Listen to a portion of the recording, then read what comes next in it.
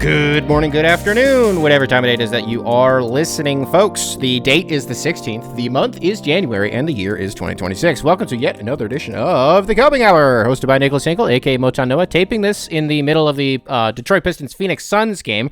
Pistons haven't played since Saturday, so I'm taping this Thursday night. So, almost a week since they played. They're getting killed for a majority of the first half of the game. By the time you're listening to this, you know how the game ended. But that Phoenix Suns team, it's one thing for the Pistons to be a little bit rusty and to be without Jalen Duren. Shout out to Jalen Duren, by the way. The last time we saw the Pistons play last week, which seems like 100 years ago, I had to wait all week for them to play, and I can't even watch the full game because I got to do this racket. The last time we heard from the Pistons, Jalen Duren was not he was not a cover athlete of Slam Magazine, and today he is. It happened a couple days ago, but Jalen Duren gracing the cover of Slam Magazine. We now have two guys on the team who have been on the cover of Slam Magazine. Insane. Awesome. Cover looked great. He had paid homage to Ben Wallace with the matching armbands on the biceps. So that looked awesome. This Phoenix Suns team, though, yeah, look, it's one thing for the Pistons to be a little rusty and to not have a guy like Jalen Duren. Tobias Harris is back. That's nice. But this Phoenix Suns team really is kind of reminiscent of the bubble Suns. Like, it's a team that is, it's like you can't even, you can't really include, how do I say this? Do you include the context of last year? I guess you kind of have to, because it's just so impressive the way that they've reinvented themselves and created a new identity in such a short amount of time. And that really starts with Jordan Ott. That starts with a coaching hire as good as that one is turning out to be, and creating legitimate culture. I think a guy like Dylan Brooks being on the team. It was maybe a month ago that we did a brief segment on him, maybe 10 minutes on Dylan Brooks. It's talking about how valuable he is to a team like Phoenix, who desperately needs to learn how to play as a unit and play with legitimate cohesion, and there's chemistry there, man, as synonyms. This is a team that plays really hard, and the bubble Suns are really just kind of what I go back to, like the Pistons last year. Like, they're just a really frisky team. They're a really fun team. Book wasn't playing, which is too bad. But no, shout out to Colin Gillespie. I mean, that guy's a shooter. That guy's got a burner. He can hit some insane shots. And really, shout out to the Phoenix Suns, because we're repeatedly really mean to them. But the truth is that they got a good thing going this season, and it'll be interesting to see how they build on it. Alrighty, folks. The meat and potatoes of this episode here up at the top. I'm sure in some form it's in the title of the episode. I got a lot of stuff that we got to talk about here, because I also watched a game earlier this afternoon. You seen this? You heard about this? The Memphis Grizzlies and the Orlando Magic. Yeah, they just played a game in Berlin. We just had a game happen in Germany. There's going to be another one on Sunday between those two same teams. Going to be happening in London. Okay, all right. So what's going on here, Nick? Well, first of all, the only thing I'm going to say about the game is shout out to Anthony Black for what will probably just end up being the dunk of the year. I'm so happy. I feel privileged that I got to witness that in real time. Anthony Black dunked on 4 guys if you didn't see it. So I think the only way that is somebody going to dunk on 5 guys? You know what I mean? Where do I want to go with this? Well, look, man. As like the seemingly only guy in the world who wants to talk about NBA Europe, every single time we get a crumb of information about this NBA Europe business, I am the first one on the internet, apparently, to talk about it. And the only person who will speak at length about it. Now, I think there are 2 reasons why this is the case. One, because we don't know anything, and any time that we get a quote-unquote crumb of information, it actually isn't really, you actually don't really know that much, and it's all speculative, and it's not real information. And so there's nothing to really talk about, despite the fact that we continue to talk about it on this show.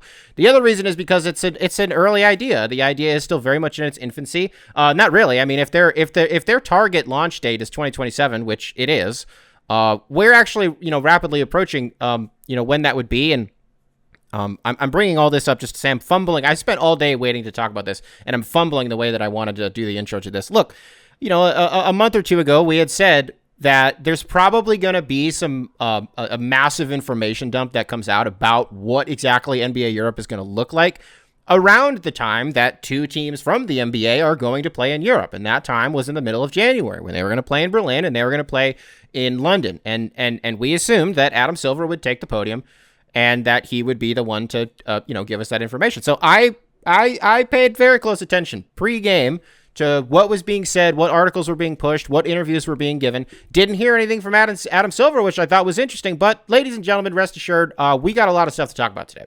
Now, I am somebody who typically just goes like free form. When I start recording the show, I typically don't know anything that's going to happen in the show, and it just kind of happens. You know what I mean? I'm not rehearsed. I'm not planned, because I don't think very well and I don't speak very well when things are planned. I typically just do it better, and I don't want to say I'm like quote unquote more entertaining when I just kind of go off the cuff and like, I don't want to say riff, but for lack of better phrasing, I say all that just to say I took a lot of notes. All right. I took this interview from CBS Sports, and I made it as digestible as I can, and I'm going to be using that as a little cheat sheet. If it's not, some of these are direct quotes, and I will say when it's a direct quote. Some of it is just me like doing my own summarization of what was otherwise in the article, again, to just make it a little bit easier and a little bit more digestible. So what is NBA Europe? What's going on with NBA Europe? We got a lot of information that we got to get through today, a lot of thoughts, a lot of feelings, a lot of takes, and it's an interesting interview. So again, Adam Silver was not the one who gave this interview. It came to us from George Ivasoglu. It's a Greek last name, so it's a nightmare. It's unknowable. I'm sorry if you're Greek and you're listening to the show. It's unknowable how I'm supposed to say this. I believe it's Ivasoglu. If it's not, I apologize, but for all intents and purposes, that is what we'll be referring to him as in this episode. Now, who is this guy? Who's this George Ivasoglu character? Well, he spent the last few years being I don't even know what he was. He was in charge of fan engagement in Europe and in the Middle East on behalf of the NBA.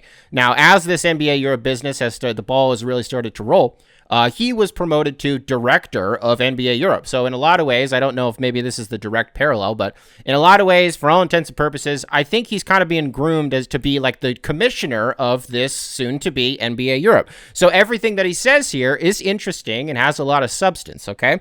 I also want to say very quickly before we get into it, I need to hold myself accountable and not get mad. I need to not get angry until the end when we have all the information and we talk about it. There are some things that I'm allowed to be mad about. I mean, we'll cross those bridges when we get there, but why don't we just get right into it, folks? So the first question that was asked, this came to us from CBS Sports. Why is the NBA targeting Europe? The first note that I wrote down here is that league officials do not currently believe that the system of European basketball comes anywhere close to maximizing the potential of the European sports industry and does not serve many of the biggest markets across the continent. The European sports market is worth an estimated $50 billion. Now, what the European basketball leagues contribute to that $50 billion is a mere $250 million. So that's 0.5% of the bigger picture here, which is interesting because if you're, okay, so that's a sort of, I'm not going to say strike one. Well, okay, obviously this whole thing is going to be about money and, maximizing profits and just like what is the most lucrative TV deal that we can get? Because we're already hearing that the buy-in for an NBA Europe franchise is going to be around like $1 billion USD, right? So that to me says two things. One, well, of course, they're going to say, yeah, it's going to be, you got to write us a check for $1 billion if you want to be part of this. Well, what do you want them to say? 250 million? You know what I mean? Like, of course, they're going to say the highest number that they can. While also at the same time, most franchises in the world, well, not in the world at this point, but like most American sports franchises are worth north of $1 billion at this point. And if not, they're in like what's the least valuable team? Like, is there really a team that's worth 500 million anymore? No way. You can't even buy the Kings for $500 million. You can buy the Hornets for $500 million. You can't. That's nothing. You can't buy a team for $500 million. Maybe you could buy. I surmise you could buy a controlling stake in a franchise, but you're not getting the whole. Could you get a controlling stake for $500 billion? Well, yeah, for $500 billion. Whoa. What are you buying? Fucking the Milky Way? Whoa. No, but okay. Okay. All right. So you guys see that there's a massive fan base for just basketball in general in Europe, and you want to capitalize on that because otherwise there's not a lucrative TV deal. There's not, these massive sponsorships that are getting passed, and you feel like as the NBA that you can contribute to that you can amplify it, and that you can expedite the process of printing money essentially for the NBA. So, okay, that's interesting. And then how do you say this guy's name again? Ivasoglu goes on to say this. He lays out three major reasons why he and the NBA believe that European basketball has fallen short of its potential to this point, and what they believe that they can accomplish with their venture. So reason number one, quote, this is a direct quote, European basketball doesn't have what in the world of sports we call a strong ecosystem pyramid. So if you look at soccer, which is the sport that is the most successful in Europe, you have a pyramid structure where at the base you have a series of strong domestic leagues. Now he just goes on to explain how promotion works and how relegation works in these leagues, and how you get promoted to the Champions League and how you get promoted to the Europa League. He did not mention the Conference League, and that's because the Conference League is a fake league and anybody who wins it can cry, and I was going to say something really rude. The Conference League isn't real, but the Champions League and the Europa League is. So for those who maybe don't know how that works, so like in the Premier League right now, usually it's the top 4 teams. I think last year it was the top 5, and this year again it'll be the top 5. If you finish with a top 5 spot in the Premier League, then you, next season, get to go play in the Champions League. All the Champions League is the best league in the world. It's literally the best thing in the world. Let's say, okay, you get into the Champions League. So how it works is, the people who know exactly how to, I don't know how to explain this. So to the American brain, this shit is crazy. We don't have anything like this, but it's so cool. So how it works, if you finish with a top 5 spot, you are still playing in the Premier League, but what it turns into is during your regular season that you're playing in your own league in your own country, in between those games at certain points throughout the year, you will also be playing how the fuck do I do this? You're also playing games in the Champions League on a Tuesday or a Wednesday, and you got to do your qualifiers. You got to play 8 games. If you get through those 8 games, then I don't know. I'm so sorry. I don't know how to explain. It's such an easy concept, and I just have so much. I'm so sorry that I'm blowing it, Nick. You're blowing this. I'm not going to explain the Champions League because this guy did. I literally put in parentheses, blah, blah, blah. All he does is just explain how these leagues work. You don't need to do it, Nick. And then I continued the quote. And then I just read that, and I said, nah, why don't I explain this for the people who don't know? Well, for the people who don't know, go pick up a book because I clearly don't know how to communicate this to you. All right? So let's get on with this. I have a Soglu character and what he's got to say. He's explaining the ecosystem, the pyramid ecosystem, as he refers to it as, and so on and so forth. He goes on to say there is a clear connectivity between leagues that are regional and leagues that are domestic, and a very transparent merit-based way on how teams move from one to the other. That ecosystem does not exist in European basketball, so it's very fragmented. And the worst of them all is that it limits the ability of something like 90% of the teams in the ecosystem to qualify. I would say that the top tier 1 European league today excludes something between 80 and 90% of European basketball fans who will never see their team compete in that league. So that's problem number 1. Problem number 2 is that there are many big countries and cities that, by extension, have been excluded, and those cities have millions and in some cases tens of millions of basketball fans. So you see a city like London, there's no representation there. A city like Paris, no permanent representation there. Some for Rome, some for Berlin, some for Manchester. So some of the most prominent European cities and the people who live there have been excluded. Okay, why? Why do you think that is? These cities, of course, have... Let's use London as an example, because this is London and Manchester, and you'll go on to hear me talk about this, or maybe he talks about it. Maybe it's in my notes. I don't remember, but we will talk about this later. Cities like London and Manchester are being heavily targeted for this, okay? We know why basketball doesn't work there. We know why it doesn't work there. They tried to do this. They tried to start the BBL. Yes, haha, it is actually called the BBL. Is it still called the BBL? I don't know, because it's cartoon shit. It's not real. All due respect, you could live in England, you could live in the United Kingdom, and you could love hoops. You could be a total sicko for it, 100%. But what do they care about in England? Obviously, they care about soccer. They care about rugby. They care about cricket, way more than they're going to care about basketball, right? And we know this. This is empirical fact. This happened 35 years ago. They tried to make basketball a thing. People kind of cared about it because we were on the tail end of hooliganism with football. Whoa, soccer, Freudian slip there. Hooliganism was dying in England. And in the 80s, it was a complete, the sport was destitute and dying. And families weren't going to the games. The sure as shit kids weren't going to the games. Guys were going to the games because they would just try to beat the shit out of the other fans. That was the sport. That was essentially the genesis of the sport throughout the 80s. And then once hooliganism started to die, they create the Premier League. And what was it, 92, 93, or was it 91, 92? Early 90s. It's the first season of the Premier League. And it has a whole new identity, and it's a whole new culture. It's a whole new brand. There's so much representation. And it was in that brief like window where soccer kind of started to go away a little bit, not like go away. It was still very much the culture and the identity and a religion to those people. But it was kind of like this, oh, here's this new thing where like we can take our kids and like we can take our families and we can do all this shit. And the second that it started to pick up steam was when the Premier League just was a rocket. And that now they get all this, Sky Sports and Rupert Murdoch, they get this massive TV deal and they're syndicated and they're on the news like, here, you buy this dish and you'll be able to watch these games from a satellite and it gets a subscription. They're basically just like selling like, a dish to buy these games, whatever. It's neither here nor there.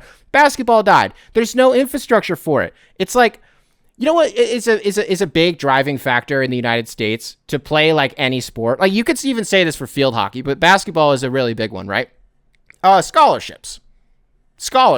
So like when you are a kid and you're like, oh, I'm really good at basketball, but we don't have the money to do anything. It's like, well, you can use basketball as a vessel to like, pursue things, and that drives people to like stay within the sport, right? I'm the way I'm communicating this is a little funky, but you kind of get what I'm saying here, right? So like these athletic scholarships that we have in America actually contribute way more to the people who actually play these sports and like the numbers that people want to participate in them, like way more than these other countries, because we have 100 million college basketball programs. You know what I mean? So that's the shortest version that I can give you, right? Is there's a reason why these cities, while I believe, people inhabit these places that really care about basketball, it is not nearly enough to support the franchises that they want to produce here, and especially not the buy-in price for $1 billion, So let's get back to it. So what's the third reason? What's going on with basketball in Europe?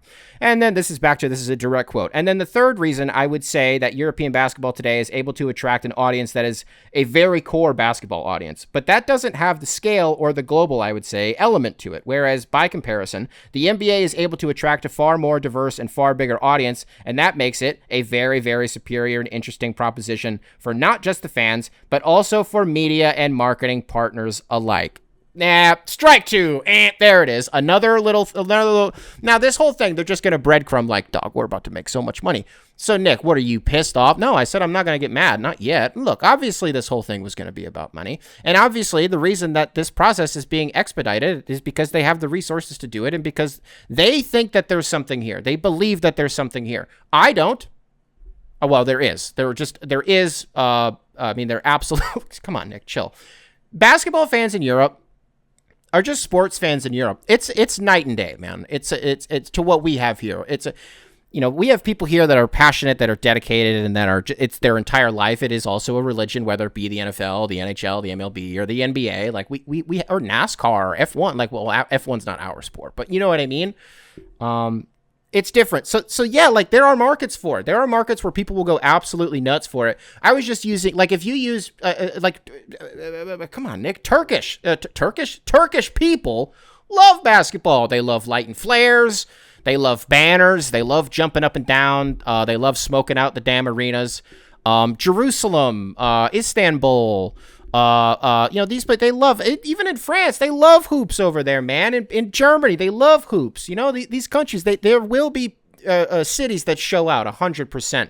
But it is just funny, that little tail end there where it's like, we see how many people, and it's like, what am I saying? Like, what does this come down to, Nick? Like, what are you mad about? That they see an opportunity to make a lot of money and they're seizing that opportunity? Yeah, just don't be so goddamn transparent about it. Maybe when you're trying to sell this product, at an international event, when the league that you're trying to make a breakoff league of is in town, well, maybe the first thing that you shouldn't say, and you said it twice already, is like, dog, we're about to make a shit ton of money and we're about to do numbies on you guys because we're going to commercialize the hell out of this, because that's how it goes, right? And that's even another thing, by the way, is you saw that happen. We saw what happened originally when American influence got its hands on the Premier League. In its first season, this happened when they started doing the Monday night games. Do you know why England started to do Monday night soccer games? Because of us, bro. Because of Monday Night Football on ESPN. I swear to God, that's why. Swear to God, that's why. And this is a direct quote. It was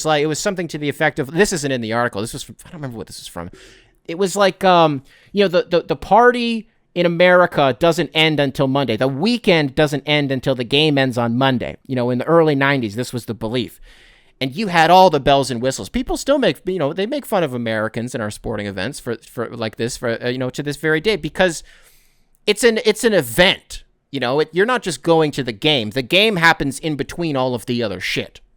So what I'm saying is, like, people were pissed that they were playing games on Monday night. People were pissed that in the first, like, you know, season or two of the league, they had, like, cheerleaders and, like, dancing girls in the middle of the field, and they got, you know, all these pyrotechnics and stuff, which they still do to this day. But, you know, they really tried to, like, Americanize it, and these massive television deals and these massive sponsorship deals, people rejected in a very major way at first. Now, obviously, with the commercialization of sports just across the board at this point, it is something that we are used to. We're accustomed to, you know, this incessant advertising.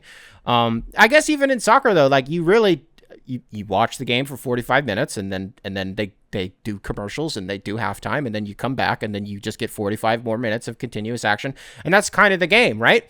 You know, in the World Cup this year, it's going to be a lot different, because they're going to have hydration breaks. They're going to have a lot of hydration breaks, and that will just be more time to, you know, and this, you know, this hydration break is brought to you by Coca-Cola, you know, something like that. So there's going to be a lot of that. So it'll just be interesting to see how people react to, because, like, how do you do, is it the same atmosphere? Do you get what I'm saying? Like, is it, I just think the average European is probably going to reject what we experience. I guess I don't know what a EuroLeague basketball game is like. Is it as cartoonish as it is for, like, an NBA game? I guess I can't speak to that. I'm really only talking about soccer here. But I just know that we always get made fun of for, like, how much of the game isn't actually the game. You know what I mean? So, alrighty, folks, let's get back to it, because I believe we got another question here that we're moving on now to something that we've wondered. Something that we have wondered, and we've gotten some crumbs about this, but what teams are going to be involved? What clubs, what countries, who's going to want to dip their hands into NBA Europe? Who's going to write a $1 billion check? So that's the question. What teams will be involved? The EuroLeague, this is just a note I had. The EuroLeague is the dominating force in Europe. 3 of the 13 teams with A licenses. Right, so an A license in EuroLeague basically just means you are a top dog. You're one of the big boys on the block. You have a guaranteed spot in EuroLeague no matter what happens, right? So this is Barcelona. This is Real Madrid. These are the big dogs who have a lot of money. These are the massive brands, okay? So 3 of the 13 teams that have an A license are, their contracts are expiring, and they are not under long-term deals. So those 3 teams are Real Madrid, so that's Spain, Fenerbahce, which is Turkey, and then I don't know, ASVEL, is that France? Is where they play in Paris? I don't know who that is. I thought PSG had a basketball team, so I'm confused about that whole thing. But those are 3 teams, right? And Real Madrid and Fenerbahce are the 2. I'm sorry, ASVEL. I'm so sorry. I'm not familiar with your game. But the former 2 are very interesting, because those are massive clubs that have massive followings. Obviously, Real Madrid is the one that most of you, if not all of you, will recognize. Right. So Barcelona, on the flip side of that, recently signed a 10-year deal. So it's like, okay, so you're out of NBA Europe. The reason it's important to mention those teams who have expiring quote unquote A licenses in EuroLeague is because that means that there's going to be a bidding war for these teams, right? So if you're Barcelona, and you just signed a 10-year extension on your A license, that means you're in EuroLeague for at least the next 10 years, right? So you're kind of like, all right, so Barcelona's probably out of here unless there's, I don't know, can they rip that contract up? How ironclad is it? I don't know. So then you're looking at the teams who have expiring contracts, and you're like, all right, well, you're going to need a new home, right? So if you're Real Madrid, now it's kind of a bidding war to see. I don't know. I guess I don't really know. Would the NBA have to, like, purchase the? Well, no, Real Madrid would just buy into this league, and they just wouldn't renew their A license with the EuroLeague. So I guess that's how that would work. But those are 3 teams to keep an eye on, right? And you would also knock out Barcelona. So if the aim is to coast off of the existing brands in the cities that house popular teams, they go on to talk about how you have to recognize, like, the city by city dynamics. Right. So if we use Real Madrid and Barcelona as an example, okay, well, if I'm NBA Europe, I don't necessarily want to just bring in Real Madrid and that's it. If that's our only Spanish team, well, all I'm potentially doing at that point is alienating millions of people who root for Barcelona, who just by branding and title alone, because of the soccer rivalry, will not watch anything that has Real Madrid in it when they already don't have their own club in it. And if their country's own representation only representation is a club that they fucking hate like Real Madrid, well, then you're alienating those people, and those are eyes that you're losing. So that's something that they're conscious of, which I think is really interesting, right? And so you could also look at this if you just want to move it to England, because this is the other part of this. You want to talk about what teams are going to be involved here. Well, we talked about London. We talked about Manchester. They want to target, like for real, the NBA wants to go to the Premier League. They want to go to all of these club owners and all the financiers, the investors, and they want to say, hey, Arsenal, hey, Chelsea, hey, Tottenham, hey, Manchester City, who I believe already has a basketball team, hey, Manchester United, do you guys want to create basketball teams, and do you want to get in on this, right? And it's essentially like if let's say Iowa didn't have a basketball program and you were what do I want? I'm going to get too fucking confused here. So they're basically just like, do you want to do this? But you have to be conscious of if you want teams in London and you only add, let's say Arsenal's the only one who says, yeah, they're like, fuck yeah, let's make a basketball team. That's awesome. Let's do NBA Europe. Let's make a basketball team. This is really fun. Okay, well, if you're a Tottenham fan or you're a Chelsea fan, well, if the only representation of your city in this league is Arsenal, then it alienates those people, and they're going to do everything to root against them. Do you get what I'm saying? Those people are also not then going to root for a Manchester United or a Manchester City, which is another thing that you would have to take into account. If you're only adding City, well, then the United fans aren't going to watch, because on name and branding alone, they fucking hate them.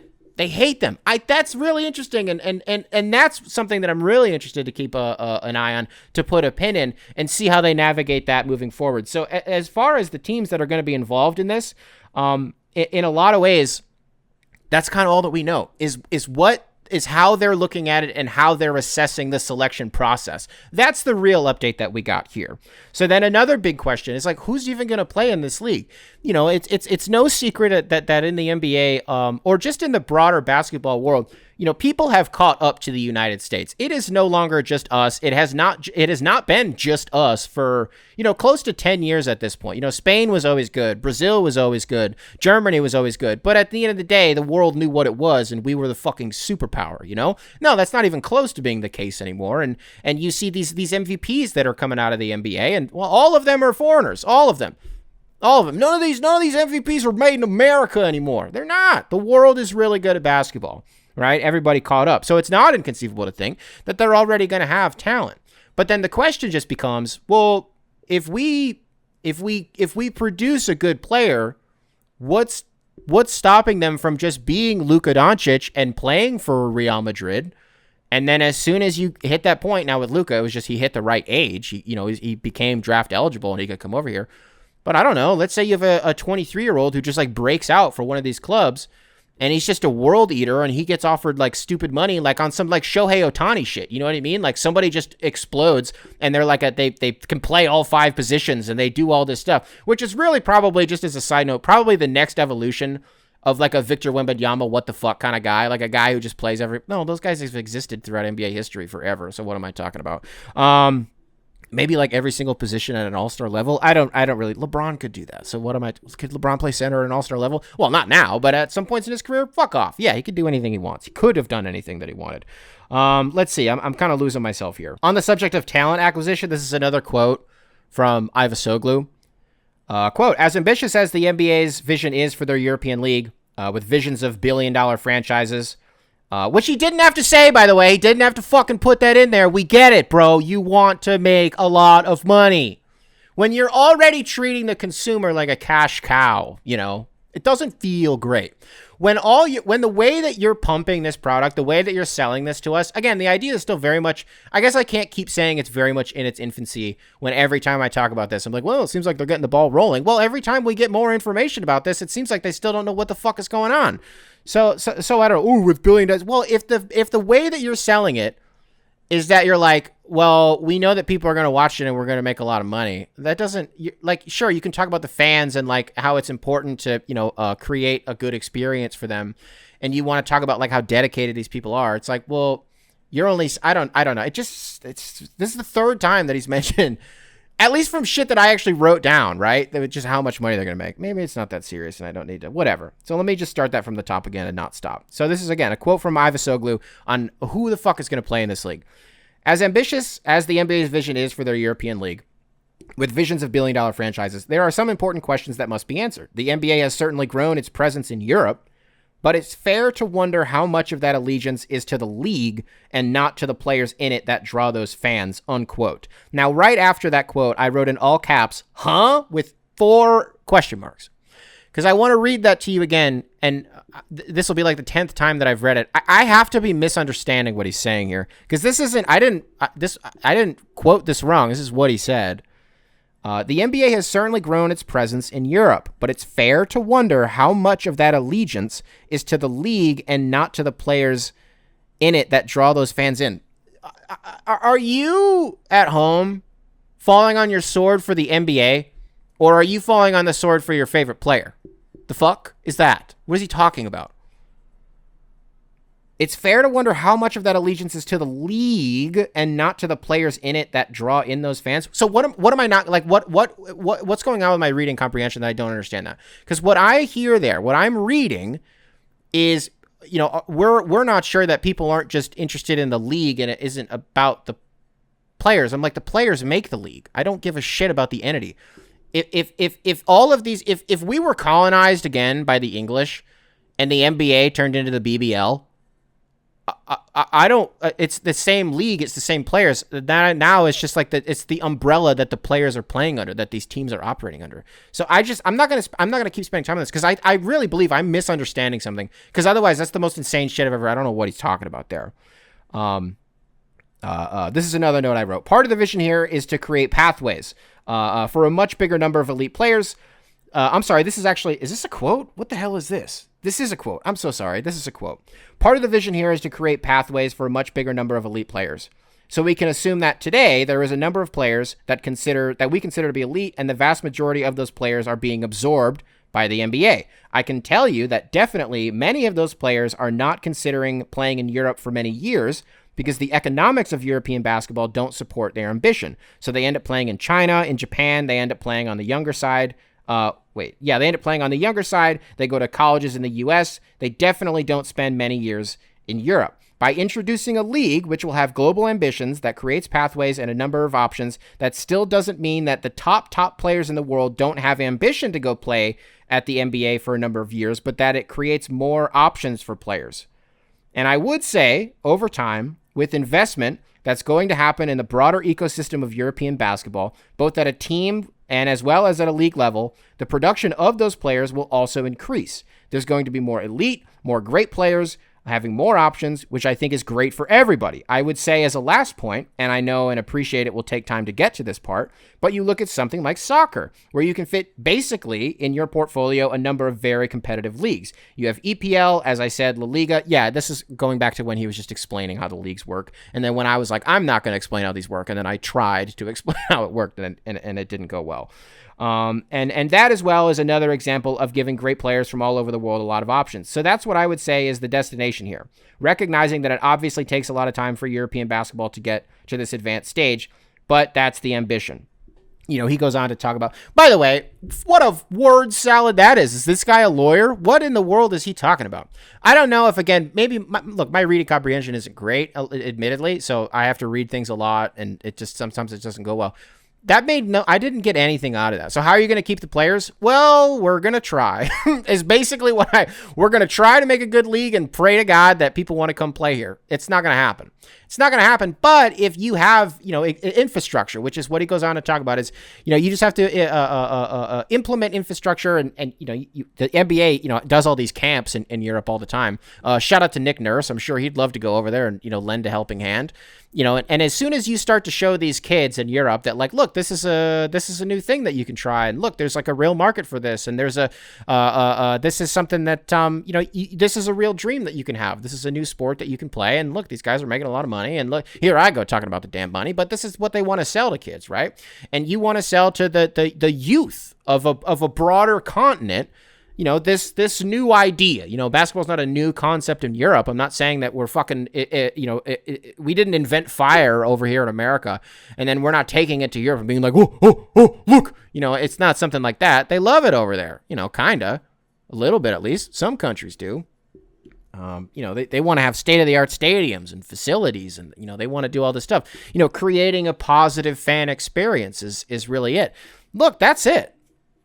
That's pretty much all that we got out of this. So So what's the takeaway? So what did we learn? How many teams are going to be in it? Well, that's something, I guess, is originally they were saying 12. Now they're saying it's 12 to 14.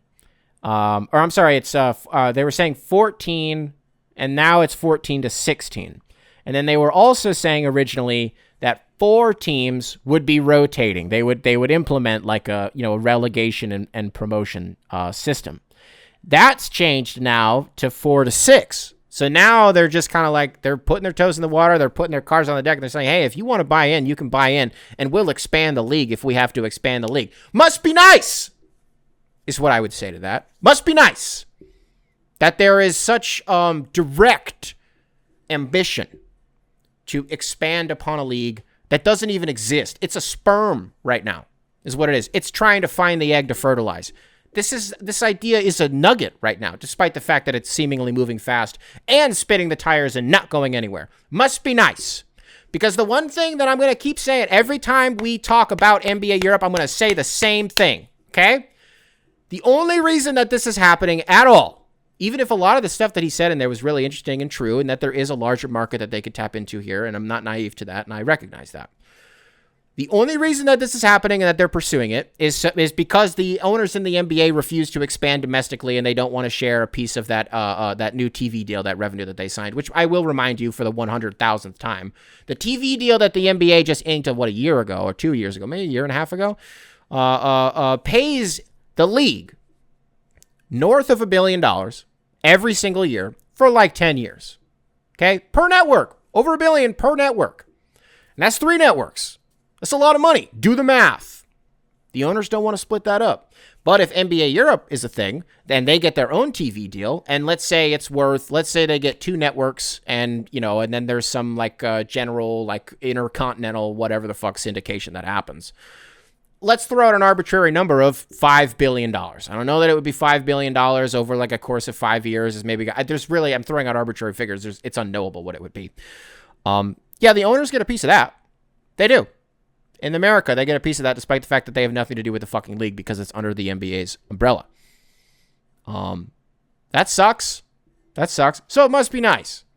Must be nice that there is such motivation.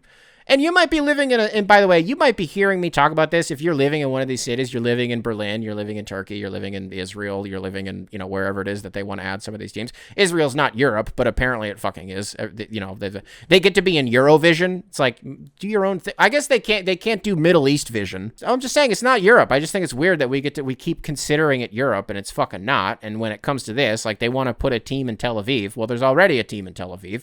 They want to put a team in Jerusalem. They want to put a team in Nazareth. You can go ahead and do that, but I just don't. So what is this then? So it's no longer NBA Europe. It's just like NBA Eastern Hemisphere. You know what I mean? What is this? What is this? No, I hate this. I hate this. I hate this. I hate this. I hate this. This is what I was going to say. You might be listening to this. Well, fuck us, because we live in one of these cities, and we don't get a basketball team? I don't know. You want to be in NBA Europe? Do you want to be in NBA Europe? Maybe I should just give you the floor to talk about it. I'm not mad that people are going to get to engage with the sport. I think that's awesome. I really think that's cool. I'm mad because something stinks here, and I don't know what it is other than what I talk about ad nauseum with the owners here domestically. I don't know what it is, but something stinks, like poop. Something stinks here. It's fishy. I don't know if it's fraud. I don't know if it's embezzlement. I don't know what it's going to be. I don't know what the scandal is going to be someday. I don't know what it is, but funny money is exchanging hands here or has yet to exchange hands, but rest assured that it will. I say all this. I mean, look, a lot of these investors that own these soccer clubs that the NBA is going to try to approach and be like, hey, do you want a basketball team? I can talk about corrupt money. Well, who owns a lot of these soccer teams? Who owns a lot of them?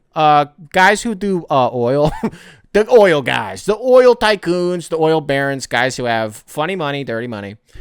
And so ethically, maybe that's what it is. Is that why I'm pissed off about this? Is because so far it just kind of feels like the NBA is trying to do their own live golf. They're trying to do their own. What's the Saudi league called? Is it like the Saudi PL or something? The soccer league, whatever it is. Those are fake leagues. Live golf isn't real. It's dead. Is it dead? I don't know. Didn't they remerge like 2 years ago? That shit's not. It's fake. It's fiction. It's made up. Even Mbappe wouldn't go play in Saudi Arabia for $1 billion for 1 year. He wouldn't go there for $1 billion. Is that why I'm mad? Is because it kind of feels like this is the direction that it's going to go, and that this is who is primarily going to finance it, and then we as the consumer just kind of have to eat shit because the people who own like every single entity in the entire world are all just the biggest pieces of shit on the planet, and we just kind of have to like eat like pig slop out of a fucking trough. You know, like literally that's all he's talking about in this thing is how much money he's going to make, how much money this league's going to make. How lucrative is this opportunity? That's cool, man. That's cool. You're not the one getting farmed. It's us. It's the guy that you are talking. It's the people you're talking to, the men, women, and children that you're the kids who are reading this article. Mr. George Yagoslavovigo, motherfucker, it's us that are going to have to deal with this. It's us that's getting farmed. It's us who have to eat all these, eat the, what am I mad about? I'm mad about all of it. Something stinks here. And I said I didn't want to get mad, and I'm not mad, despite the fact that I sound like a guy who's kind of mad right now. It's because I'm pissed off. Adam Silver, why are you letting this happen? Why are you letting this happen? Look, he has cared a lot. What has Adam Silver been the commissioner for? Like, when was Donald Sterling? Because that's really the touchstone. It was like February or March that happened of, what was it, maybe 13 or 14? So it's been over a decade now that Adam Silver's been in the chair. Well, one thing that he has, made very clear is he does care about the globalization of this game, and he does care a lot about, the reach that it has. And I mean, by doing this, you could say that he's doing a good job. And I think that a lot of the stuff that we talked about here was said in good faith. And I think, again, is right and is true. And there is something here. But the reasons that this is being executed in the first place, I just think is bad faith. And I think is, it's stinky and it's icky and it's a little sticky too. I just don't know what I'm stepping in. copinghoursubs@gmail.com, spelled phonetically, email available in the description, wherever it is that you listen to this program. You guys want to do should we do a ball email? You guys want to try to do a ball email? Yeah, I guess we could do this. We talked, when was the Trae Young trade? Was that 2 episodes ago? I got to be honest with you. We didn't get, I don't think we got one. We got emails about the trade, but I was looking specifically from like a Hawks or a Wizards fan. And I apologize if you did send one in and I just missed it or whatever it was. I don't think we got that. Like even Bathroom Tom, Wizards fan Tom, aka Hot Tom, he did not send in an email about Trae Young. Well, we got one, and I just think, let's revisit the Trae Young thing from a Hawks fan perspective. And what Thomas is doing here, Thomas, welcome to the show, brother, is responding to basically our segment on the show and giving his commentary. So I'll fill in some blanks where it needs to be, in the context where it needs to be. But the subject line here is Atlanta fan with some extra context, Trae, and Alex Sarr. Hey, Nick, first-time listener, long-time emailer, or something like that. Just listening to your January 9th episode and wanted to provide a bit of context as a Hawks fan. I did want to get this out before your video that is scheduled for tomorrow drops, so my bad if a more punctual fan already provided this context. No, they didn't, so you nailed this, brother. Number one. So the first one is just about, I had asked Hawks fans, I was like, do you guys still do the what if thing about like, what if Trae Young didn't step on a ref? Because I honestly hadn't seen that come up in a while, and so I didn't know if people were earnestly having that discussion or not. So here we go. Let's find out. Number one, Atlanta versus Milwaukee Eastern Conference Finals in 2021. Yes, there is a bit of quote unquote what if about Trae rolling his ankle on the ref. He came back once the Hawks were down in the series, but just could not draw power from his legs, struggled to cut, and was overall much, much less effective. But most Hawks fans I've heard about also agree that the series was going to have an asterisk one way or another because Giannis also had to sit out a couple of games, including the game that Trae got hurt. Shout out to Game 7, Kevon Huerter versus the 76ers. Were you guys calling him? I guess I kind of remember that Kevon Huerter. You want to know something about Kevin Huerter? Can I tell you guys something that pisses me off? I was supposed to be at a holiday party with Kevin Huerter in December, and I didn't get to go to it because how do I say this? Well, just the whole sitter thing kind of fell through, and it didn't end up happening, so I had to stay home, and Maddie got to go to a work party where fucking Kevin Huerter was there.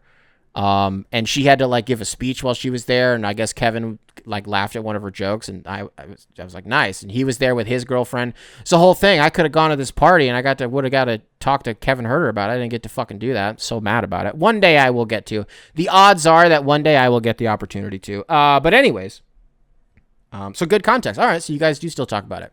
I got to be honest with you. I clearly don't remember anything from that series because you said Giannis you said he missed a game or two, a couple of games. Yeah, I don't remember that. I remember Miami would have been the first series, right? I think so. And then they finally killed Miami. And then I think so. And then the second series was Brooklyn. I mean, who could forget?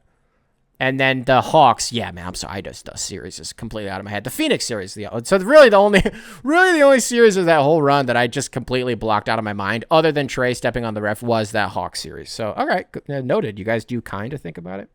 Number 2, I had mentioned Wizards fans were doing a whole thing about like, oh, we got another guy who really wants to be here. And I was like, well, Trae wants to be there because of Travis Schlenk. It has nothing to do with Washington, D.C., And then I was like, Alex Sarr, I didn't remember why he didn't want to be in Atlanta, but I was like, technically, yeah, he wanted to go to Washington. But again, that had nothing to do with Washington. It had nothing to do with the District of Columbia. So that's what he's commenting on here. So number 2, on Sarr not wanting to go to Atlanta, the Hawks wanted him to be a more typical center to take over for the aging Clint Capella. Sarr's camp made it clear that he wanted more of a focus on perimeter play, maybe even playing as a 4. I'm oversimplifying a ton here. And with incomplete information, pivoting to Risache was the right move. No notes. Thanks for the context. I didn't really remember that. I guess I do kind of remember it had something to do with the way that they wanted to play him. Kind of like an Anthony Davis for his whole fucking career type situation where everybody was like, hey, you should play center. And he's like, no. Number 3, you nailed the Travis Schlenk angle. Most other teams were probably gun shy for the player option one way or another, so the Hawks did the quote-unquote right thing, giving Trae a chance to negotiate a deal with a guy who likes him. Maybe they negotiate a 3+ extension that, quote-unquote, replaces the player option on a lower annual value. Yeah, that's probably what it's going to be. Trae has I think the player option is worth like 40. The two numbers that come to mind are $45 and $47 million. It's close to 50, but I don't think it's quite 50 that his player option is this summer. I do think he'll opt out of it, and I think you hit the nail right on the head here. I think he'll help because you can't make $50 million. I mean, unless you're Jokic, unless you're Giannis, unless you're. Yeah, you got to pay Brunson. What's Brunson's contract? Well, that's right. Brunson's on that fake contract where they're circumventing the cap, and I've always assumed that he's getting money from because James Dolan also owns the Sphere in Las Vegas. So I've always assumed that Brunson just gets a cut of that. Or I think Dolan also doesn't he own the lease at MSG? I might have that wrong. But I think he gets the revenue from any events that are there. So like when Kevin Hart comes to town and does a residency for like a week at MSG, maybe Brunson gets a cut of that because the Sphere is a money pit. Is it even profitable yet? I don't know. So that's right. He's not. There's no chance he's on a $50 million deal. You with this new CBA, guys just can't make that much money. So yeah, I think you're right. I think he'll just. I think having Travis Schlenk, the way you said it, a guy who likes Trae Young, and vice versa, that really helps with this upcoming. Even though Travis Schlenk isn't the GM, he's the fucking VP of player personnel. But we all know what we're saying here. Number 4. I don't remember what this was in response to. I think you're just firing off a take here. Hawks' new focus is getting a primary ball handler and a 1A center over the next year. Tingus Pingus can't play most nights, and Onyeka Okongwu is a great defender for his size, but that's the issue. He gets outplayed by larger centers. I don't want Anthony Davis, no shade or anything. He just doesn't fit the timeline on the Hawks. Nor does his contract really match the philosophy of our new GM, who's talked a lot about optionality coming out of this year. Number 5, and this is just a broader take. No one's going to blame you for not wanting Anthony Davis, especially although there was some weird shit that just happened. Let's talk about that in just a second. Number 5, overall not happy to see Trae leave. I truly think that if the Hawks owner hadn't appointed his son as an executive who strong-armed a deal to get Trae an all-star teammate in DeJounte Murray, then the 2022-23 season may have worked out. That deal ended up being the reason Schlenk left / was fired. Their roles overlapped way too much. Then Clint Capella fell off a cliff in 2024, and the lineup has struggled to be consistent since. But in the era of the second apron, this move made too much sense to not pull the trigger. Right, that's what we were just saying, man. It could be a lot worse if you're a Hawks fan. Because we talked in that same episode that you're responding to here, we were like, it really doesn't happen that much in the NBA that a player of Trae's caliber, who at this point, I don't want to say like, what does Trae do? But like when his whole deal is shooting threes and then you look at his threes and his efficiency, and you're like, oh, are you not that good at shooting threes anymore? I thought this was kind of your whole deal. He's a decent playmaker, but he doesn't do anything else, right?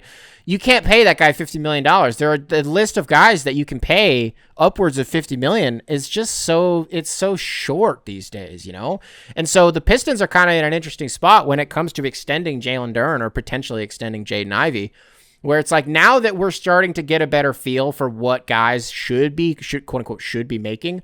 I think if we had to extend these guys a year ago, we'd be in a lot of fucking trouble. 2 years ago, we'd be in a lot of fucking trouble. But now I think you're going to see them get a value that is maybe a lot lower. Like, man, those Thunder contracts are going to be brutal. Those Thunder contracts are going to be looking pretty bad in a couple of years. The salary cap is always going to go up. But by the time, all three of those extensions kick in between Jalen and Chet and Shea, I mean, in 3 years, they're going to account for 70% of the cap. So that's funny business there by Sam Presti. Maybe I'm wrong about all of this, I'm not sure, but let's do a quick thing on Anthony Davis. Thank you very much for that, brother. Thank you for the context. Give me a second to find this. copinghoursubs@gmail.com, spelled phonetically. Email available in the description wherever it is that you listen to this program. This one comes into us from John. John, welcome back to the show, brother. Subject line, Rich Paul ruining chemistry. Hey, Nick, hope you're well. Oh, Jesus Christ. I'm in Minneapolis, so it's been absolutely insane recently. Yeah, stay safe, brother. I mean that. I wanted to ask about that tweet from Rich Paul that said that the Lakers should trade Austin Reeves for Jaren Jackson Jr. I thought that this was weird because is Rich Paul not a mouthpiece for LeBron? Well, he's his fucking agent. I mean, yeah, he's a mouthpiece for a lot of guys, but, yeah. The Lakers are in a weird spot right now, and I have to think players got to feel some type of way about LeBron's agent and close friend saying that they should get traded. Yeah, it's weird, isn't it? It's very strange. Why the fuck does that guy have a podcast? Look, man, I don't know. How do I want to say this? This guy's such an asshole. Guy has the dumbest ego in the world, and I get why he has the ego. I'd probably let all that shit go to my head too. I don't know what Adele sees in him at all.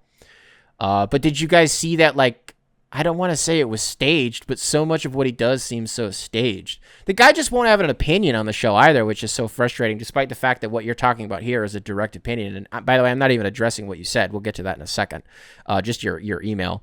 Did you guys see that thing where him and Max Kellerman are just in the middle of the show, and then Shams Charania just starts calling him, and he's in the middle of the show. He's like, hold on, I got to stop. Shams is calling me. And he picks up the phone, and he's like, yeah, perfect. And he hangs up the phone. He's like, sorry, when Shams calls, you got to answer. The fuck was that? What was that? Cool, Rich Paul. Look how connected you are. Max Kellerman's like, can you, give me your top 5 shooting guards?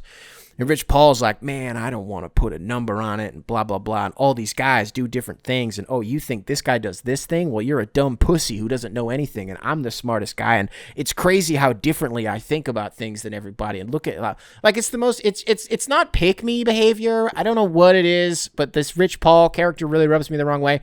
On the Motown Noah bingo sheet for 2026, we had a square that says that Rich Paul will be indicted this year. One can pray, one can, hope. One can hope that would happen. I can't think of two people that are worse pairing for a podcast than Max Kellerman and Rich Paul. And what you're talking about here, it's very strange. It's very strange. And this is what I was going to say about Anthony Davis. So then, I think Rich Paul's Anthony Davis's agent too, isn't he? And isn't it strange that Shams he fires off a tweet where he's like, Anthony Davis has major ligament damage in his hand and he's going to get surgery and he's going to be out for the year. And Anthony Davis responds to the tweet, and he's like, I can't believe y'all still listen to this fake news bullshit on Twitter. And we're like, well, this is the one guy that, isn't fake news, very famously isn't fake news. But it's like, whoa, okay, that's interesting. And then clearly Rich Paul put in a phone call, unintentional rhyme. I do that from time to time, Dr. Seuss in this news. I pray to God that Rich Paul is AD's agent. I swear to God he is, though. Clutch Sports, I swear he is.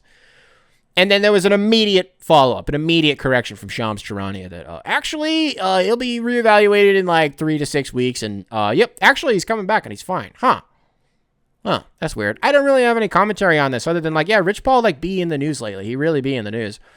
And is it, people have thrown this out there because the podcast that he has is, distributed by The Ringer, produced and distributed by The Ringer. And so people have theorized that Bill Simmons purposely threw together this podcast and hired Rich Paul so that he could destroy the Lakers from within, because Bill is he's a Celtics fan. Bill actually commented on this theory, and he denounces it. He denies it. He says it's fiction. He says it's made up. It's not true. It's not real. Okay. Yeah, this Rich Paul guy. Yeah. Sick of him. CopingHourSubs@gmail.com, spelled phonetically, email available in the description, wherever it is that you listen to this program. You want to do a serious one? Ooh, this is kind of long. Let's do it. Why not? This is a serious one. Let's do a serious one. This comes into us from Nathan. Nathan, welcome back to the show, brother. Subject line, how do I navigate media consumption as a 22-year-old American?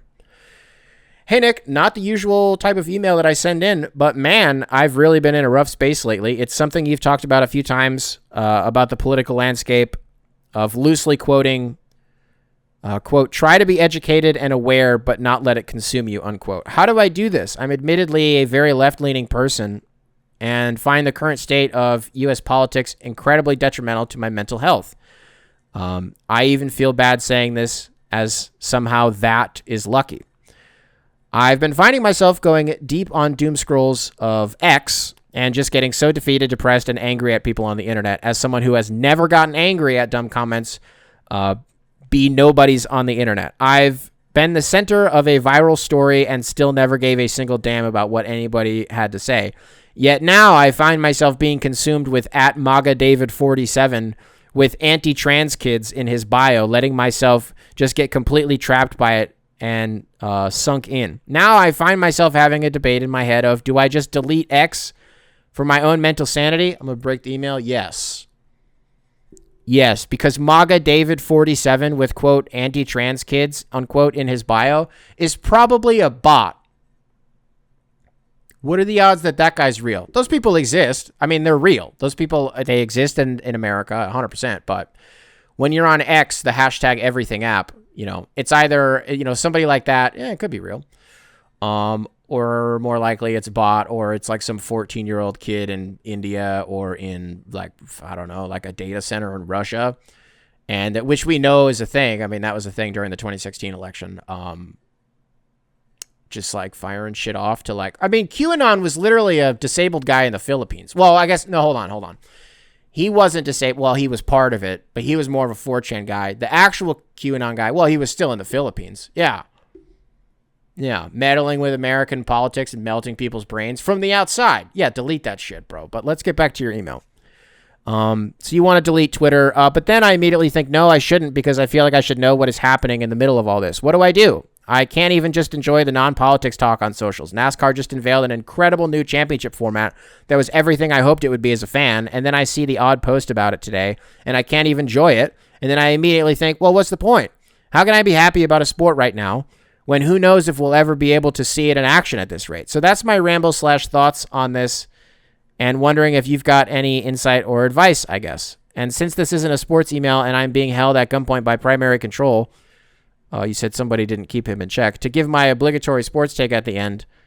Okay, I need to, you're right about that. Let me read this later, because I'm going to go too far off the rails. This is like way too different of a thing, but we'll get back to it, brother, okay? Let's do your actual email. Media consumption, how do you stop doing it?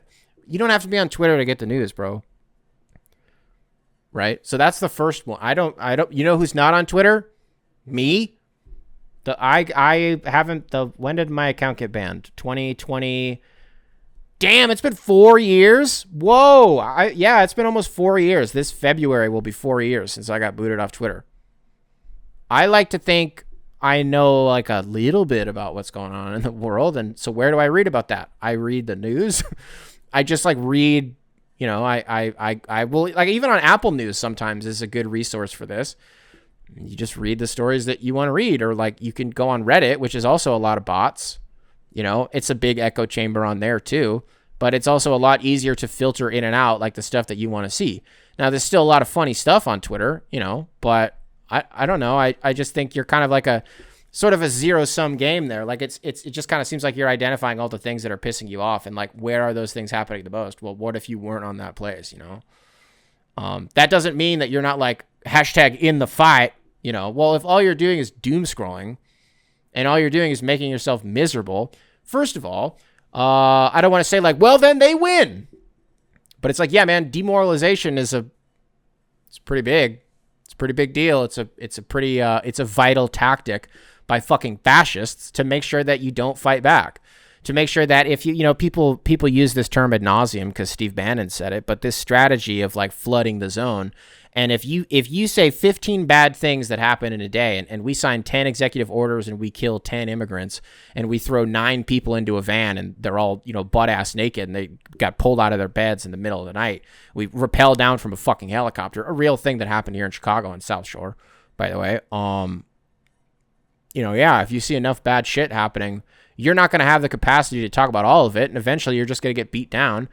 You know, the news recently is what, that we stole a president from Venezuela, and then you know, we're hitting all these drug boats. I'm sorry, we're hitting all these drug boats. We're hitting fishing boats, painting military planes, painting warplanes as if they're a civilian plane, and then flying over these fishermen and blowing them, literally killing them. Okay. If it's not that, then it's like 3,000 protesters getting killed in Iran, and then us scrambling the fighters and the fucking aircraft carriers and shit. You know, by the weekend, something's going to happen in Iran with United States involvement. You imagine it might happen on Friday night or early Saturday morning, but who knows? You know, we'll see. I imagine that's what it'll be, is in the middle of the night on Friday going into Saturday, at least, you know, as far as the clock is concerned here in America. You know, it's always something. And so what are you asking? Or rather, how do I answer this? How do you stay motivated? How am I staying motivated right now through all of it? Because I'm consuming a lot. I mean, I'm listening to people talk about it on YouTube or in podcasts, or I'm reading about it on fucking Reuters or, you know, whatever it is. And why is it not affecting me as much? Because I know. Why isn't it? I don't know how to. Man, I don't know. But I think it's important that you stay informed, because the second that you're not saying that you're going to, you know, just completely drop this, but at the same time, they're like, there has to be stuff that you care about, right? So like, yeah, this new NASCAR format, they're like reverting back to some 2004 format that was originally proposed. I read like a bottom ticker headline when I was watching Colin Cowherd earlier. So I don't exactly know. I also don't really care about NASCAR. Shout out to Jeff Gordon, Kyle Busch. Shout out to Junior. Shout out to, yeah, those are, yep, we'll just say them. Did I say Jeff Gordon yet? Shout out to him. Did I say Kyle Busch yet? I'm pretty sure I already said them. Did I say Junior yet? Yeah. Shout out to Petty. Is he dead? Richard Petty? Is he dead? Richard Petty. Do I think he's dead? Look, man, it's important for you to have things that you care about. And it's important for you to be invested in those. And maybe that's what it is for me. Maybe that's the answer for me. Is if all you're doing is consuming yourself with like shit that be in the news, you know, while it is important to stay informed, while it is important to feel, I think it's way more important to feel rage than it is to feel, you know, well, what the fuck am I saying? Oh, it's more important to feel rage than it is, you know, to be demoralized. No shit, Sherlock. I would just channel the energy in a different way. I'd harness it in a different way. You know, public outreach communities. What can you do in your local community? That was a big thing. Like when ICE had a massive presence here in Chicago, and rest assured they are still here, but just operating on a much lower scale. And I think a lot of that has to do with the weather, because they're enormous pussies. Although I say that, they're in Minneapolis right now. You see that video of that one agent who literally slipped on ice? God, that guy had to be so fucking mad. That guy had to be so mad. It was so funny. You know, what we had to do here in Chicago is, it's like, so what can you do? Well, I can't go outside and organize because I'm a stay-at-home and I can't bring my kid into a fucking war zone. You know what I mean? I can't do that. I can't go to these protests because you don't know when shit's going to pop off. You really don't. You don't know when a motherfucker's going to hop out of a van and he's federal as fuck and he's going to throw it's like what happened in one battle after another. You throw a damn Molotov cocktail in there and you're working from within, just so that you get to, if you're police, you get to put hands on the protesters and you escalate it from within. You know, that's shit that happens in real life. It happens in real life. The FBI has been accused of doing this during January 6th. Now, did they or didn't they? I think they may have to expedite the process of motherfuckers getting in the building and that dumb bitch getting shot in the face inside the Capitol. and dying because she's an idiot. But yeah, when ICE was here, it's like there's not that much that I can do other than, you know, you look at like local food pantries or something like that. And for the people who, like if you're living in Minneapolis, this is a good way to do it, like a food bank. You know, for the people who are scared to leave their homes and they're not going to the grocery store. I mean, yeah, you can order groceries nowadays, you know, but you get it delivered right to your doorstep. But a lot of these people are relying on like food banks or something like that, and so you can donate to them. You know, that's something small that you can do. And so if it makes you feel better in the face of like literal fascism arriving in the United States, and motherfuckers, you know, going door to door, it's like this is why Anne Frank hid in an attic. By the way, you seen that floating around? I think that's I saw it on Facebook. I feel like such a loser for quoting that, but it's true. It's true. That's what's happening. The Gestapo are in our streets right now. There are things that you can do to stay motivated. And again, like what I was saying earlier, the point that I didn't finish is like channel this energy into something else. Like this time that you're spending doom scrolling. Look, we all do it. It's you know, it's really easy to sort of fall into those rabbit holes, but there's also like a purposeful way to do it and like a really educational way to do it, you know? So like when I go down these rabbit holes, I was just doing one the other day in Ukraine right now. I don't know if you guys have seen this. I don't know if you guys have heard about this.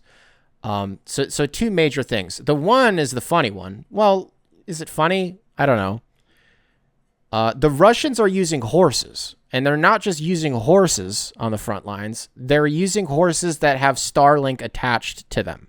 And the videos are wild. The videos are wild. And what's even crazier is, you know, this war has been drone warfare from the start in like really terrifying ways. And the drones are only getting faster. They're only getting more capable, like with their range or the payloads that they can actually carry. If you listen to like the suicide drones from, I mean, what are we about to enter? Like year 4 of this contract of this conflict? Have I been banned from Twitter for basically as long as this has been going on? I think was it 20? Yeah, I think it was 2022. It's 22 or 23. I swear to God, it was 22. If you listen to the suicide drones that were flying around when the Russians were trying to steal Zelensky, and then they failed because they're fucking idiots, it's a completely different sound now. In the scariest way. They're faster, they're heavier, the bombs are bigger, the ordnance that are attached are bigger. I guess it is nice because if you're on the ground, it's nice in a sense because you hear them coming a lot faster. You know, these they're not exactly stealth drones. Those do exist. Those absolutely do exist. But they're using these little piece of shit FPV like Temu drones, you know, because they burn through them. Not all of them, though. We're definitely supplying the Ukrainians. Somebody in Europe is the Germans. Maybe it's the English. Somebody is supplying these Ukrainians with some fucking insane drones. Now, where I'm going with this is there are videos of the Russians like riding around on horses with their big little Starlink satellites attached to they look like solar panels almost, attached to these horses. And the drones will just follow them. The drones will follow them and like wait for the Russian to get off the horse to blow them up because they don't want to hurt the horses. Now, I'm not saying that they haven't hurt a few horses, but I haven't seen those videos. I've only seen the ones, I've seen like 5, where they strategically wait until they're away from the horse and the horse will not be harmed. Because then also that way, not only is it a free horse that you can use for recreational purposes or for nourishment, if we're being honest, it's brutality out there. Got to eat something. Well, then you also got free Starlink. Hell yeah, free Starlink. Let's go. And then by now you may have seen this. This is the other thing I was gonna say. This was like a week ago, maybe a week or a week and a half ago.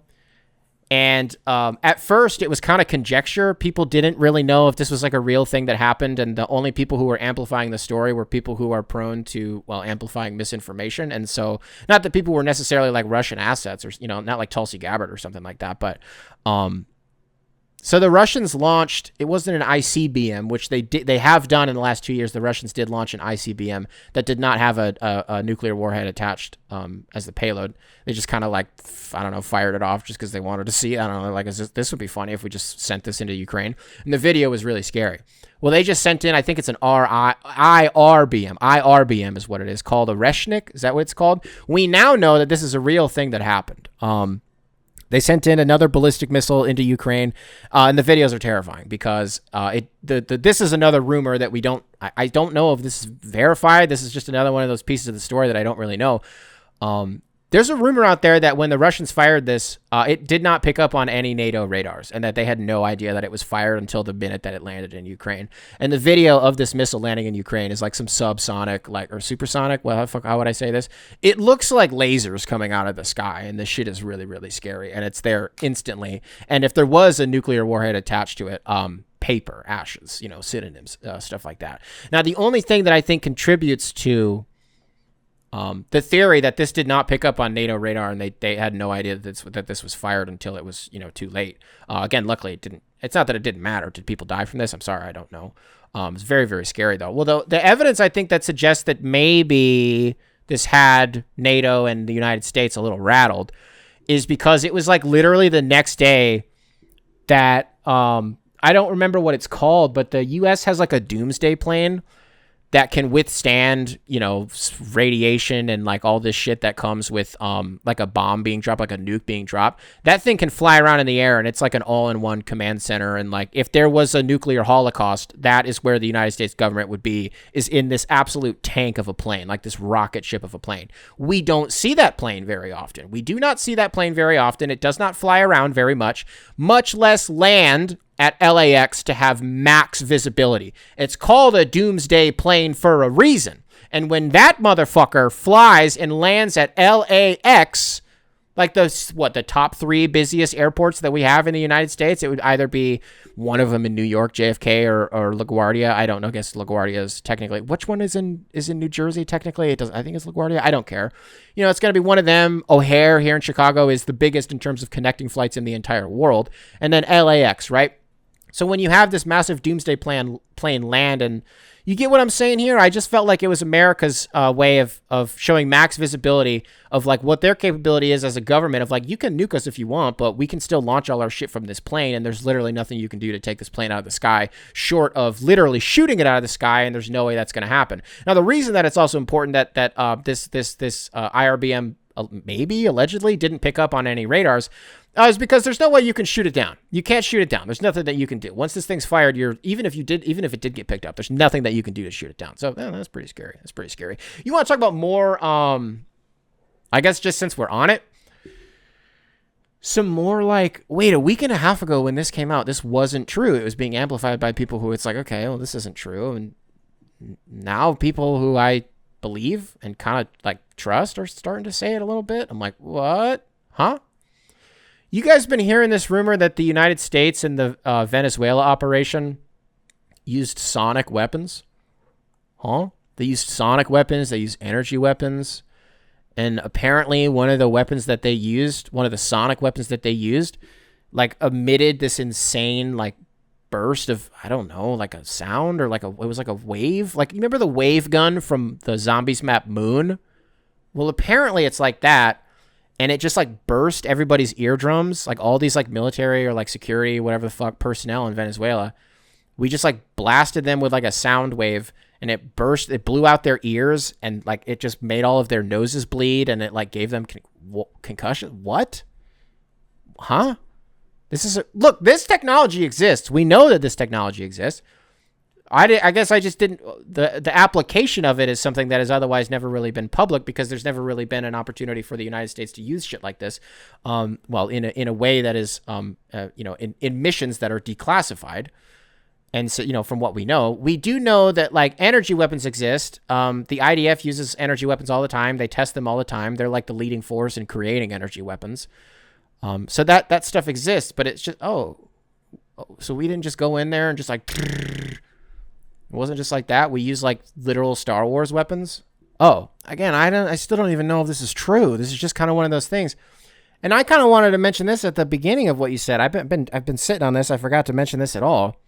One of the hardest parts about, and this is just to the point that I've talked about with these last two things between Russia, Ukraine, and this operation in Venezuela, Operation Steal a Motherfucking President. One of the hardest things to navigate about this whole thing, and then in a more broader sense, just like consuming media and consuming the news in any sense, then this really does transcend like geopolitics or any major conflict. The information warfare the information warfare, the impossibility of discerning truth and fiction and reality and what's real and what's not. We talk about you being on Twitter and getting mad at like MAGA Bob 2596 and how that's like the odds of that guy being real. It's a coin flip. You don't know. You really don't know. I mean, now on Twitter, they got the thing. Is this a real thing? I don't know if this is implemented for everybody or if this is like, do you have to pay for Twitter to see this? You can see the origin of accounts. So like if an account is called like @Patriots for Life and it's like the profile picture is of a damn American flag and a bald eagle. Well, if that account is based in Southeast Asia, it's going to say that. If you like click click on their page, you can see like this account is based in the Philippines. This is the QAnon guy. So you can just take the mask off immediately and boom, that's another way that you can kind of discern like, is this even worth getting fucking mad about or is this literally some guy, you know? I don't know. Did I give you anything there, man? I apologize if I didn't. And we'll finish on this, folks. I got one more thing.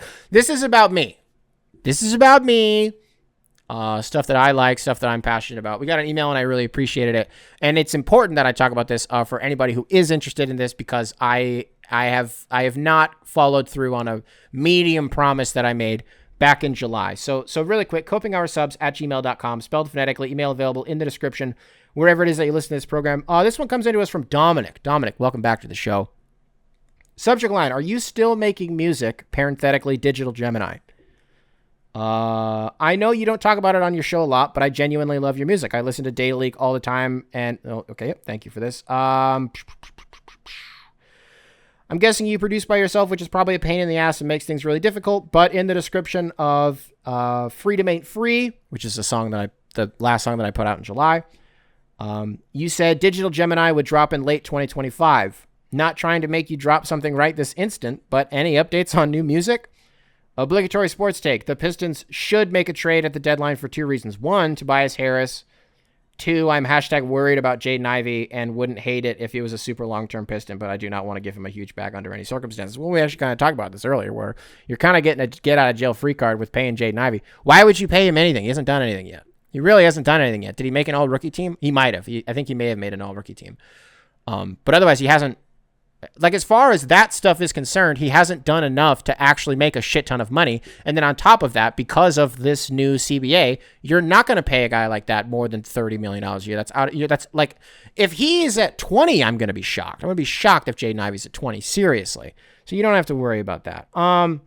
Music, Digital Gemini, the sophomore project from, I don't have like a name for like an alias that I put music out under, but I don't want to be like the sophomore record from Motown Noah. No, but yeah, my second like real project that I want to put out is done. It's done. It's been done for months. The whole thing's done. The song that you're talking about here, Freedom Ain't Free.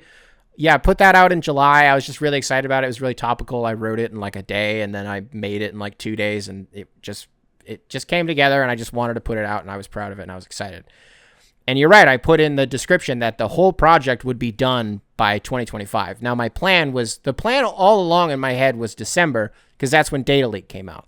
Now, these projects to me kind of serve as like it's basically just like, I know this is just kind of like how all music works and like albums and stuff work, but it's really just like a collection of the songs that I've made throughout the year. And it's sort of just the lyrics and everything just reflect like what my year has been. And I really wanted to hold myself accountable and that like I do that every single year, you know what I mean? And then I can see like how I grow as like the way I do things, like the way I make music and the way that just who I am as a person and the things that I care about and the things that I want to talk about in the songs. I just think it's interesting to document if you do it every single December for however long, right? I wasn't able to follow through on that despite the fact that, again, the music is done and it's been done since November, I think, or maybe late October. The whole, like the audio file I have in my phone is completely done. It's the visuals that I have not had the time for even a little bit. And you're going to think to yourself like, well, if it's been done since November, you're telling me or late October, like you had 2 months where you just didn't have time to do it.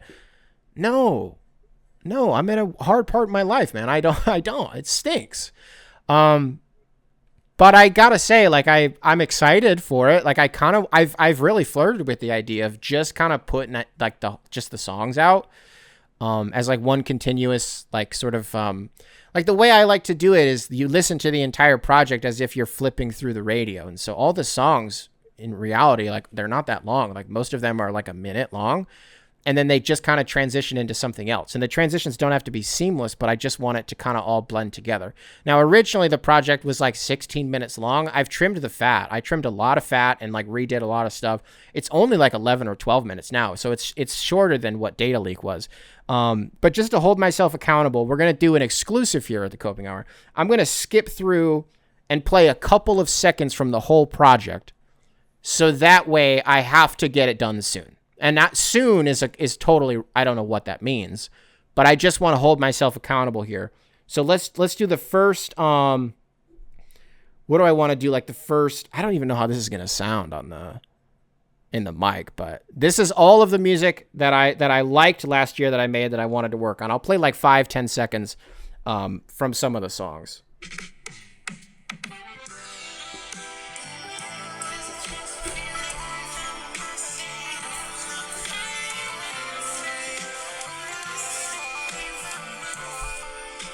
Okay, that's the first one. Where do we want to go next? How far do I gotta go to get? Is it? Do I want to do this?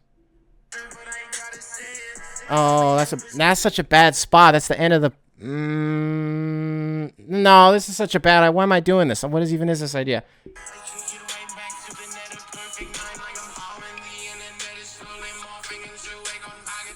Okay, that's that one. What's the third song?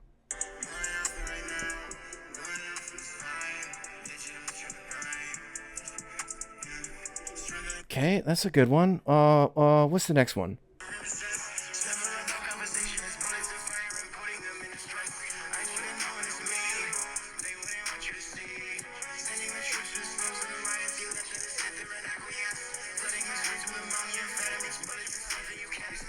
Okay, and then what's the next one? Oh, this is a good one. I don't know if you'll be able to hear. Some Etsy witches doing curses got their heads in a bind. A man's been shot in Utah. Basic bitches losing their minds.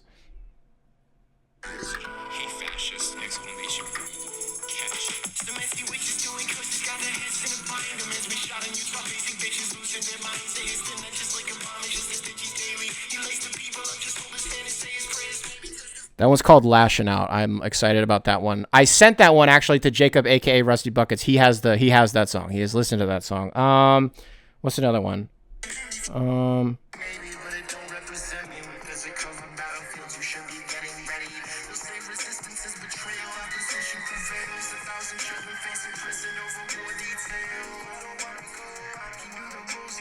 Okay, there's that one. And then I think the next one will be what you've already heard. This song's already on YouTube. Freedom Ain't Free.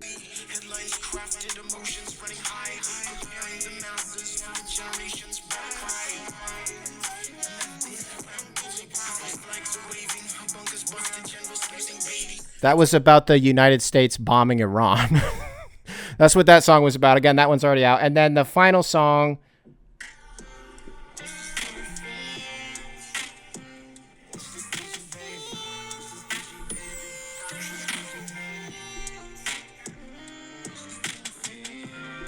That was called Interference. That's a demo actually. So what's gonna be in the final song or the final project is the final song is a demo. It was just like, it was like not even a demo. It's like a reference track. So it's even like lower than a demo where I put a couple layers of vocals over something because as a reference track, I just wanted to know, okay, this is how I want my voice to sound. This is how I want it to flow. This is all this. I mean, you guys know how that works. And then every time I tried to build off of the reference, I kind of just kept going back to the reference and being like, huh. And so it's riddled with imperfections and it's completely not done, but like it just ended up being the one. I tried to make like a completely different version of it that sounded nothing like that except for the lyrics were the same, and it just didn't work. Let me see, because I kind of picked a weird point in that. Where do I want to?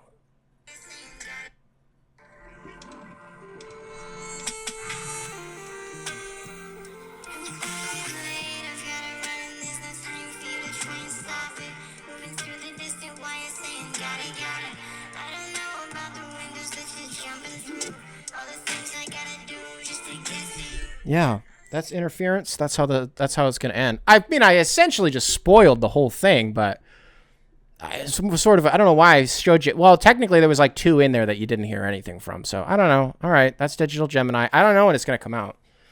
Honestly, brother, maybe I'll just send you the whole file and then you can listen to it, but you won't be able to understand so many of the lyrics because I just blend the vocals so that the level that I'm singing at is essentially like the same fucking octave as what the melody of the song is. And so in so many ways, I think a lot of the time, and I don't enunciate well, and sometimes I'm speaking too fast. And so sometimes, like Jacob was like, what the song that I sent him, Lashing Out, he was like, you know, it's a good song, but I don't know what the fuck you were saying in here, bro. So that's what holds me back from just uploading the raw files, because I would have to have lyrics attached to it, because otherwise I just don't think you're going to know what I'm saying. Whoa, Jacob just texted me. That's crazy. Whoa, whoa, whoa. Whoa. NATO is sending troops to Greenland? Whoa. Hello? Are you here? Could you hear me? Yeah. Dude, I'm taping the show. I shit you not. 15 seconds before you texted me, I was talking about you. So I go, whoa, Jacob just texted me. That's crazy.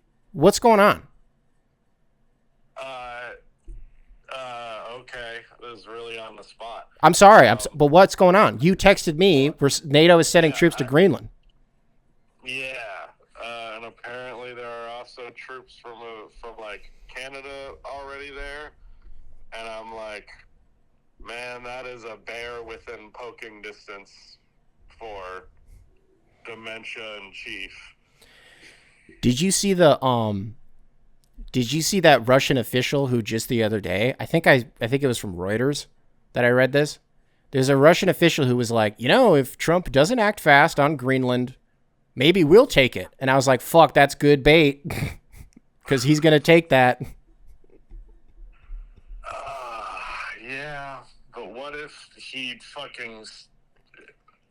To the audience at home, I am very stoned and being paranoid, so don't take me at my word here. But his ass would, for real, just send American troops there and be like, fucking shoot him. I said it's mine. And then World War III happens for the dumbest reason possible ever. So I don't think I'm going to have this exactly right, but I think someone out there will correct me. So I'm pretty sure Denmark gave Greenland the green light like 80 years ago, that if anybody ever shows up on their doorstep, it's shoot first, ask questions later, because the history of it is that communications would otherwise take too long to get to Greenland. So when motherfuckers would roll up, they didn't know if they were supposed to start blasting or not. So then Denmark, because it governing the country, was like, yeah, just kill anybody who shows up. And so now, I don't know, man. Isn't it crazy that a year ago he got inaugurated and he didn't run on Greenland at all? He did not say anything about Greenland the entire time. And then like he got inaugurated and immediately was like, let's steal what if we took Canada and Greenland? It was like, what the fuck? I feel like he lightly floated the Canada thing before. Well, he might have done Canada, but Greenland specifically was a complete, that was out of nowhere. Yeah. Did you see him saying we have to take Greenland because China or Russia might invade and we can't have China or Russia as a neighbor? Yeah, that was the Venezuela logic too, is that they didn't want, it's like the Cuban Missile Crisis all over again, where they didn't want them to have do you see the irony in saying we don't want Russia as a neighbor? Oh yeah. No, I get it. I'm just saying the logic like is they repeat, that's just what they keep saying. And also it doesn't matter, like, you know, whatever I have a friend, I have a really close friend who works at the Department of Defense. And as we all do. Well, no, he's not like, it's not like some fucking crazy government insider thing. Like he's literally just a normal guy. He just works for the DOD. And it's crazy how many former military guys work for them that fucking hate Hegseth and that think he's like the biggest clown in the world. And yeah, it doesn't surprise me. No, not at all. I don't know. There was a bubble that was coming up after the Greenland text. Were you just going to give commentary, or were there any other updates? Because I guess it's not that surprising. I mean, within the last week, there headlines about like European leaders are gathering to, you know, come together with a plan, you know, what they're going to do if Trump actually does this crazy thing. So I guess it's not crazy. I think it's just maybe more preventative than anything. I don't think it doesn't necessarily mean anything. It shocked me originally But now that I'm processing it, it's not, I mean, it's crazy, but it doesn't necessarily mean anything is imminent. It doesn't. It's enough for me to be anxious about. No, it. for sure, brother, and I hear you, and you're right about that, and you should be. Well, I don't want to say you should be, but you have reason to be for sure. Yeah. We were just talking, I don't know, maybe 20 minutes ago on the show about how probably within the next like 24 to 48 hours is when we're going to start blasting in Iran. So keep your eyes peeled for that. Good. I wonder what the next one is after that. What's the poly market on the next country America's gonna justify invading and bombing? Well, the layup would be Mexico. Yeah, but sharing the borders, I feel like Canada would have beef with it. I mean, I guess it depends. They're probably not going to get Greenland because it's a white country. It's a European. It's like a Europe adjacent, so they're not going to let that shit slide. Do whatever you want in South America. Who's not going to let what slide because they're white? Sorry, what? Who's not going to let what slide because Greenland's white? He doesn't give a shit about the people that are there. He cares about the rare earth. NATO. I just mean the rest of the world will actually interfere there, where he could do whatever the fuck he wants in Venezuela. No one's coming to save Venezuela. But like, is there someone who wants to save Mexico? Because otherwise, you might be right. I would say it's probably another South American country that has oil and an easily toppleable government. Well, I don't think he doesn't want to do regime change in Mexico. I guess I don't know. Who fucking knows? I don't know. He's just throwing darts at boards, just on the fly, wherever his dementia may carry him. I've always had just the Donald Trump situation would resolve itself in time and hopefully not be that destructive. But I'm like, this guy is actually going fucking sicko mode lately. He's really just trying to get a lot of evil in a very short window. And I'm like, is this just all a distraction from Epstein? Maybe, but if at a certain point, he's the goddamn president. So it's not just like, oh, he's trying to distract you. It's like, no, he's causing chaos that needs to be discussed. So it works very effectively as a distraction. Yeah, I guess. I just think, I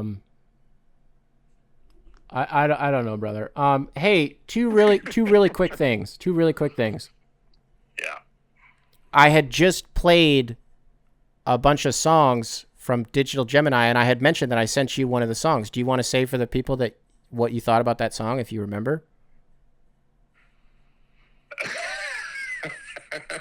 What the hell, man? So no, you're too high. I'm not being funny. I'm kind of sad now. I thought you would remember that. It's been a while since I've listened to it. I just remember. All right, yeah. Then you guys don't have to just move off of that. Just pretend that I'm not super embarrassed about that. The second thing I wanted to say. I'm so sorry. Man. It's okay. The second thing that I wanted to say. I'm not going to cut that out either. I'm going to wear that one. I'm going to let everybody see that. I'm taking that one like a champ. Ouch. Hey, have you made a video about NBA Europe yet? Because I can't be the only motherfucker talking about this. I really just don't know what to say about it. Rudy brought this up today about like Memphis playing in Berlin, and I'm just like, what do you want me to say about that? I don't know. Okay, it's somewhere else. No, brother, I'm not talking about motherfuckers playing in Europe. I'm talking about a league, a new NBA league. Okay, you're thinking the bigger picture here. Yeah, I mean, I don't care for it. Profound. All right, Jacob, thank you very much for the geopolitical update. I just don't endorse Europe generally. Why? Well, now of all times when NATO is on our fucking doorstep and they're going to start blasting us is when you're the one who's like, I don't trust them damn Europeans. The fuck? I don't trust anyone, Nick. You know, there's plenty of fascism happening in Europe too. Where? Yeah, exactly, motherfucker. Exactly. I think Spain and France, I'm pretty sure. France especially. Yeah. Thanks for the updates, Jacob. Couldn't tell you the details. What did you say? I said I couldn't tell you the details. All right, Jacob. I'm leaving all this in, by the way. I'm not cutting any of this. That's good, because I had a great performance. Great. This was a Tony Snell-ass performance from Jacob, a.k.a. Rusty Buckets. Jacob, a.k.a. Rusty Buckets, trick y'all. Yep. Who said that? Was it Pat Bev? Yeah. No, it was Russ. It was Pat Bev tricked y'all. It was Russ saying it, right? Yep, correct. Good one. You got it, Nick. All right. Ooh, Jacob. All right, Jacob. All right. Spotify, I'm ending the show. Jesus Christ. What a fucking train wreck that was.